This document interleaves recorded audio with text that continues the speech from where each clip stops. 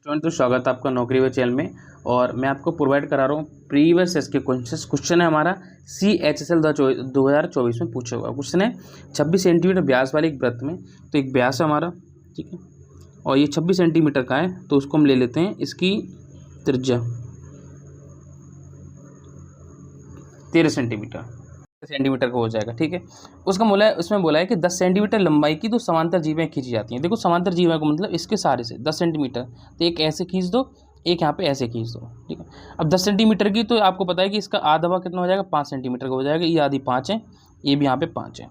मुझे बोला है कि दोनों जीवों के बीच की दूरी क्या है। तो ये जो दूरी है ना, ये वाली मैं यहाँ से रेड पेन से कर दे रहा हूँ। मुझे ये फाइंड आउट करनी है, ये दूरी, इसको मैं अगर डी मान लूँ, D1 और D2, मुझे ये दोनों D1 plus D2 find out करने हैं, D1 plus D2 find out करने हैं। अब देखो ध्यान से सुनो, ये फॉर्मूला है, इसको ध्यान मत करो। ये फॉर्मूला वही है आपका, कर्ण का स्क्वायर बराबर लंब का स्क्वायर प्लस आधार का स्क्वायर। तो ये भूल जाओ, ठीक है। ये तो सर आपको कन्फ्यूजन है, मैंने आपको लिख के बता दिया कि आप कहीं ऐसा ना हो सोचो कि भैया कौन सा फॉर्मूला लगता है।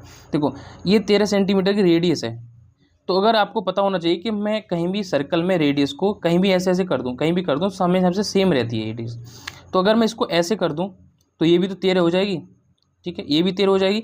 ये यहाँ पे देखो ध्यान से। अब आपको एक यहाँ पे दिख रहा होगा समकोण त्रिभुज, दिख रहा है नहीं दिख रहा है? यहाँ पे ये संख्या 13 दिख रही है, ठीक है, इस टाइप से।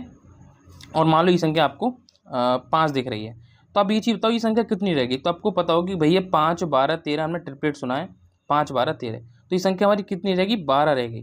कितनी होगी, 12 हो गई, ठीक है। अब नॉर्मल सी बात है, संख्या ये 12 है आपकी, ये 5 है, 13 है। अब चाहो तो निकाल भी सकते हो, ये आधार तो है, आधार में निकालना है तो आधार का स्क्वायर कितना हो जाएगा, कर्ण का स्क्वायर माइनस लंब का स्क्वायर। ऐसे भी निकाल सकते हो आप, कोई दिक्कत नहीं है, निकाल भी सकते हो ना। कर्ण का स्क्वायर आधार का स्क्वायर कर्ण का स्क्वायर माइनस लंब का स्क्वायर।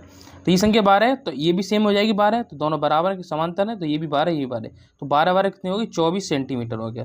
तो 24 सेंटीमीटर वी ऑप्शन हमारा राइट आंसर है। ऐसी और क्वेश्चंस की वीडियो देखने के लिए चैनल को सब्सक्राइब जरूर करें।